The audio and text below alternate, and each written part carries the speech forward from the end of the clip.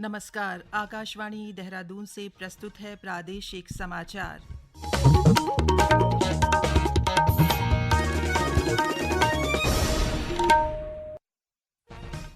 पहले मुख्य समाचार।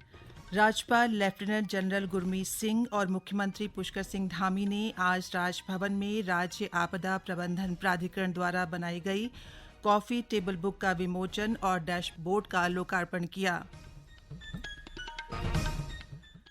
विधानसभा अध्यक्ष ऋतु खंडूड़ी भूषण ने आज भराड़ीसैंण विधानसभा भवन में अंतर्राष्ट्रीय संसदीय अध्ययन शोध एवं प्रशिक्षण संस्थान के मुख्यालय का उद्घाटन किया। शिक्षण और शोध को बढ़ावा देने के उद्देश्य से पंतनगर विश्वविद्यालय और ऑस्ट्रेलिया के एक विश्वविद्यालय के बीच MOU। और प्रदेश में कल से पश्चिमी विक्षोभ के चलते मौसम में बदलाव की संभावना।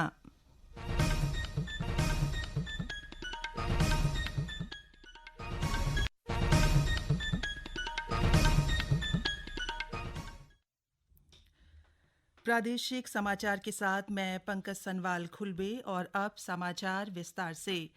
राज्यपाल लेफ्टिनेंट जनरल गुरमीत सिंह और मुख्यमंत्री पुष्कर सिंह धामी ने आज राजभवन में राज्य आपदा प्रबंधन प्राधिकरण द्वारा बनाई गई कॉफी टेबल बुक का विमोचन और डैशबोर्ड का लोकार्पण किया।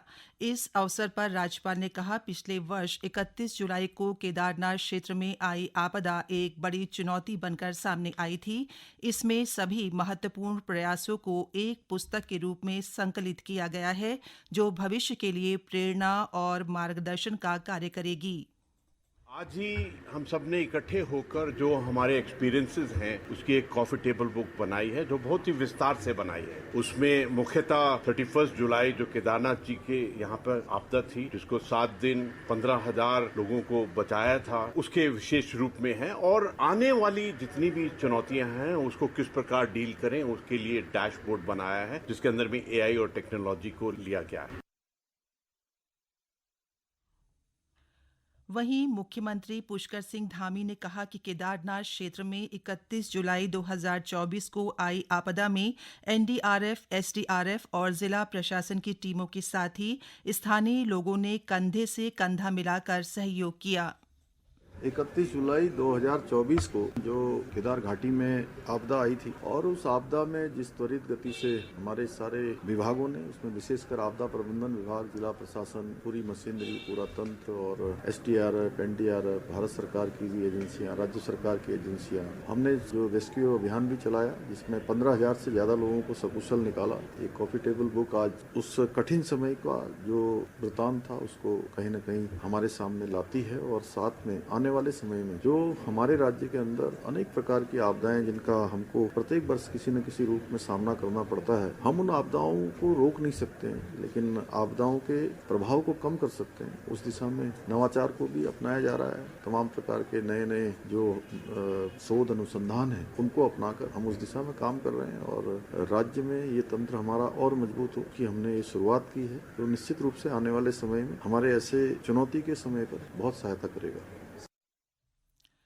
विधानसभा अध्यक्ष ऋतु खंडूड़ी भूषण ने आज गैरसैंण के भराड़ीसैंण विधानसभा भवन में अंतर्राष्ट्रीय संसदीय अध्ययन शोध एवं प्रशिक्षण संस्थान के मुख्यालय का उद्घाटन किया। इस अवसर पर उन्होंने कहा कि ये संस्थान राज्य के शोधकर्ताओं, शिक्षाविदों और नीति निर्माताओं के लिए एक महत्वपूर्ण केंद्र बनेगा, जहां अंतर्राष्ट्रीय स्तर की शोध व प्रशिक्षण सुविधाएं उपलब्ध होंगी। विधानसभा अध्यक्ष ने कहा कि भराड़ीसैंण में आगामी सत्र को पेपरलेस करने का पूरा प्रयास किया जाएगा। दो चीज़ें यहाँ पर अब हो रही हैं। एक तो हमारा अंतर्राष्ट्रीय शोध संस्थान शुरू होने जा रहा है।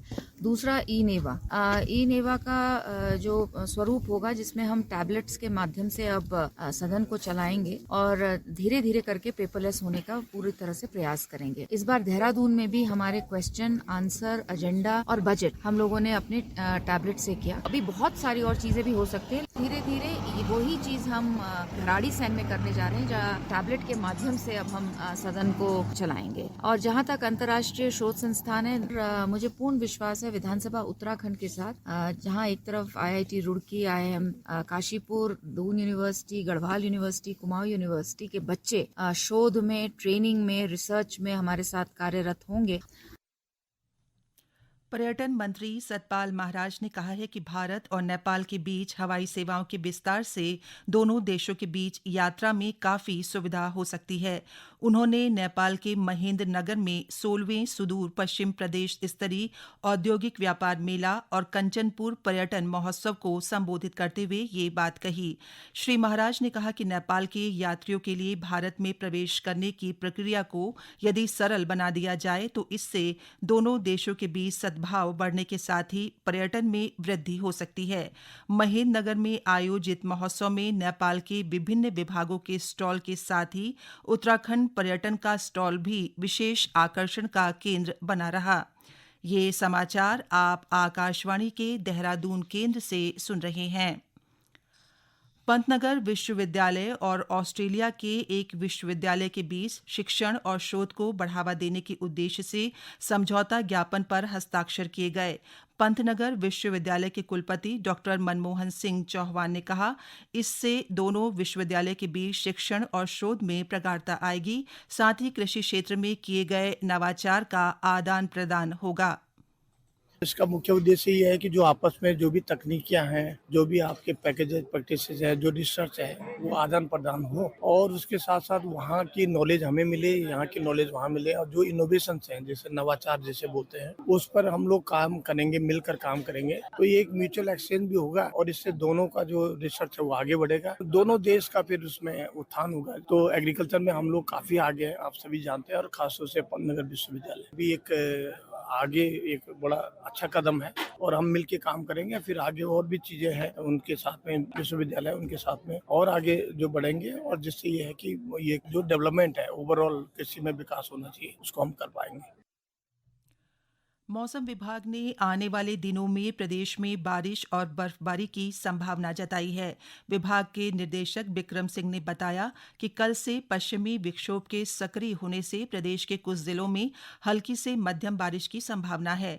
उन्होंने बताया कि 27 और 28 फरवरी को राज्य के अधिकांश जिलों में बारिश और ऊंचाई वाले क्षेत्रों में बर्फबारी की उम्मीद है।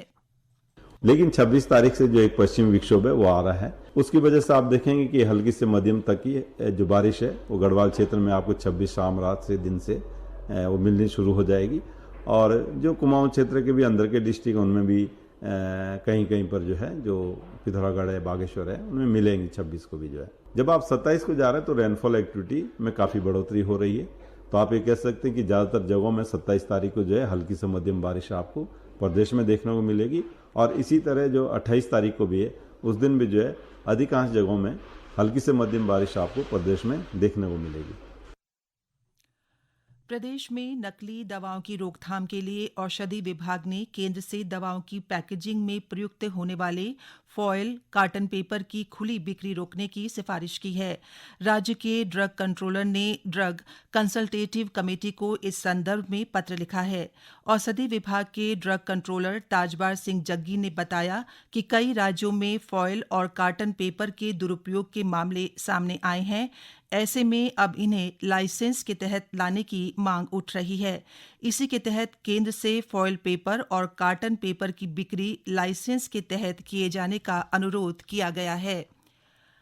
टिहरी बांध परियोजना के तहत जिले के विभिन्न ग्रामों के 35 पात्र विस्थापित काश्तकारों को आज लॉटरी के माध्यम से आवासीय भूखंडों का आवंटन किया गया। शासन द्वारा गठित समिति के अधिकारियों ने जिलाधिकारी मयूर दीक्षित की उपस्थिति में इन पात्र विस्थापित काश्तकारों के लिए पारदर्शी प्रक्रिया से 200 वर्ग मीटर के आवासीय भूखंड आवंटित किए। चमोली के जिलाधिकारी संदीप तिवारी की अध्यक्षता में आज समान नागरिक संहिता की समीक्षा बैठक आयोजित की गई। इस दौरान जिलाधिकारी ने सभी विभागीय अधिकारियों को अपने विभागीय कर्मचारियों को 100% पंजीकरण करवाने के निर्देश दिए। उन्होंने अधिकारियों को प्रतिदिन कर्मचारियों के पंजीकरण की प्रगति सूचना निर्धारित प्रारूप में उपलब्ध कराने को भी कहा। अंत में मुख्य समाचार एक बार फिर।